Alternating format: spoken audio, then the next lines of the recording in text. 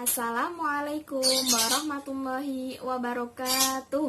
Waalaikumsalam warahmatullahi wabarakatuh. Ketemu lagi dengan Ibu seperti biasa. Dengan pandemi ini masih melakukan pembelajaran secara virtual. Semoga pandemi ini cepat berakhir supaya kita dapat belajar dengan tatap muka lagi seperti biasa. Nah, bagaimana kabar kalian? Alhamdulillah baik, sehat semua kan? Ya, alhamdulillah baik. Semoga kita diberi kesehatan, kemudahan, kenikmatan, dikasih kelancaran dalam urusan apapun. Baik, untuk mengawali pembelajaran kali ini kita baca basmalah bersama. Bismillahirrahmanirrahim. Nah, untuk absensinya nanti silakan membuka link Google Form yang Ibu bagikan ke grup kalian. Nanti jangan lupa diisi nama dan nomor absen kalian.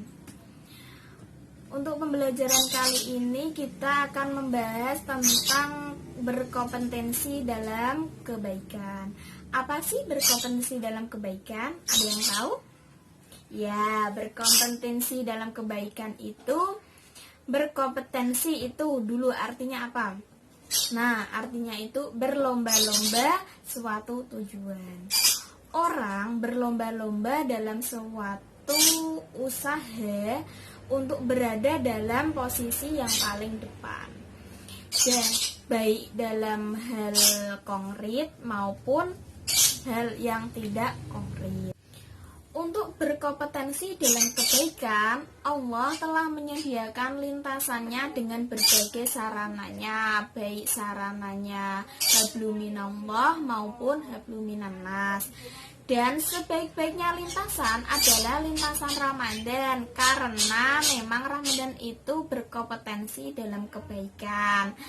Di dalam itu terkumpulnya sarananya habluminallah, contohnya puasa, sholat, tilawah, dan keistimewaannya.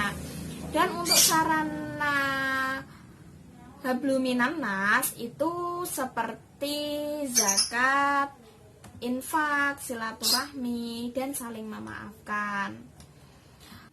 Nah, hidup itu adalah harus berkompetensi, bukan hanya untuk menjadi yang terbaik, tetapi kita harus meraih cita-cita kita yang kita inginkan, supaya cita-cita kalian juga bisa tercapai. Kita harus berusaha semaksimal mungkin gitu.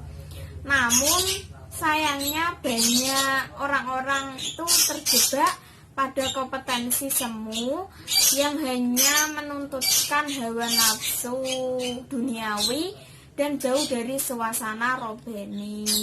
Berlomba-lomba dalam kebaikan dan ketaatan kepada Allah ternyata bukanlah hal yang mustahil dan aneh bagi orang-orang yang merasakan keimanan.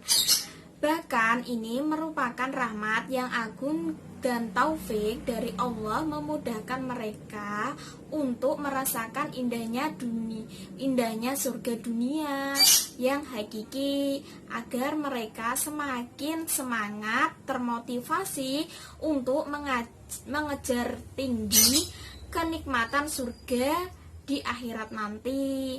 Ada juga ciri-ciri perilaku berkompetensi dalam kebaikan yang ada 4. Yang pertama yaitu memiliki niat yang ikhlas. Itu pasti.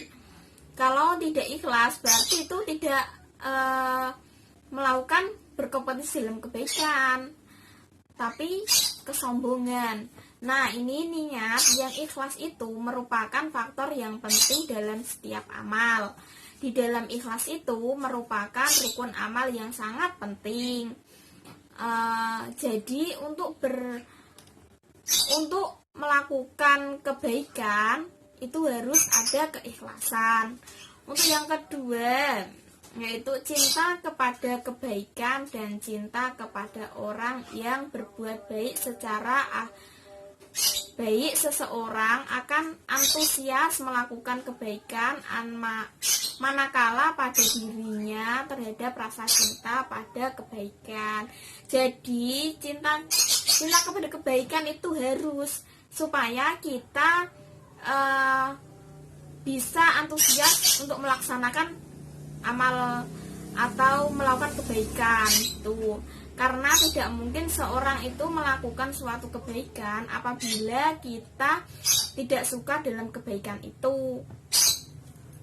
Untuk yang ketiga, merasa beruntung dalam melakukan kebaikan. Berbuat baik itu merupakan sesuatu sangat mulia dan seseorang akan bersemangat melakukan kebaikan apabila dengan kebaikan itu tidak merasa yakin dan memperoleh keberuntungan baik dunia maupun di akhirat.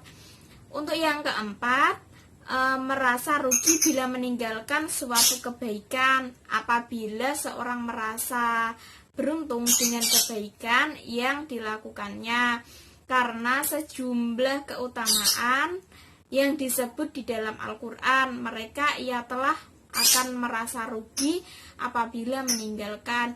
Jadi untuk berbuat kebaikan itu sangat penting.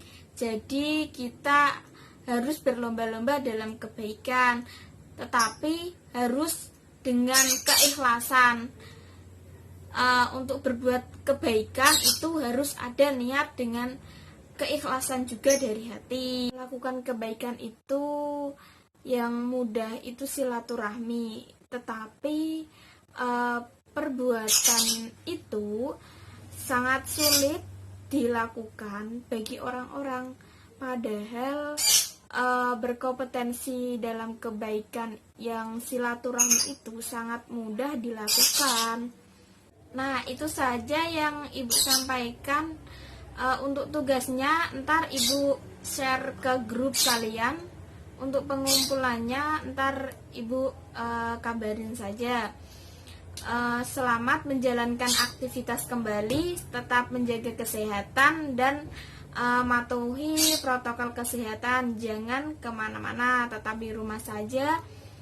Semoga pandemi kali ini cepat berakhir dan kita semua bisa menjalankan aktivitas seperti biasa lagi. Semoga diberi kesehatan juga. Cukup sekian dari Ibu. Wassalamualaikum warahmatullahi wabarakatuh.